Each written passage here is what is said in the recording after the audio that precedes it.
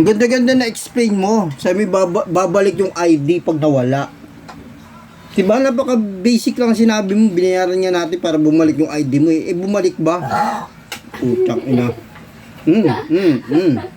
Wow! Ano nga nangyari?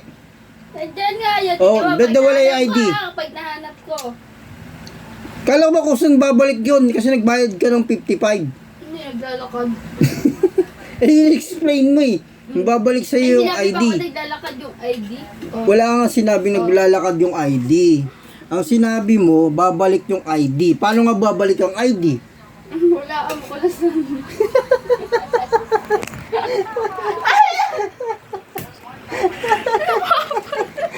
Ang sabi ka, explain kasi, babayad ka 55 ba? Okay, bayaran natin.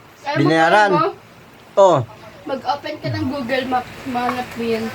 Ba't ko i-google map yun? Eh, taka na yung list nga nasa iyo, tapos yung ID wala. Dapat magkasama yun. Ha? Naputol. O, tsalo. Yung mga talaga pang scam na modus, diba? Babalik yun. O, hindi naman bumalik ngayon. O, ngayon nawala. Nawala ngayon. O, in-explain mo sa akin nakaraan. Babalik yung ID. Hindi naman pala bumalik. Kusa. Ikaw pa rin pala maghahanap. Yun ang dapat sinabi mo. Hindi, pag ngayon babalik.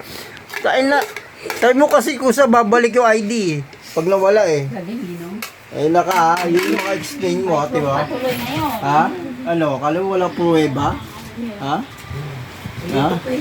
Ayun, hanapin nyo yan dun sa kwarto nyo kung saan yan. Doon ko nakita yan sa ilalim ng ano ni Monique.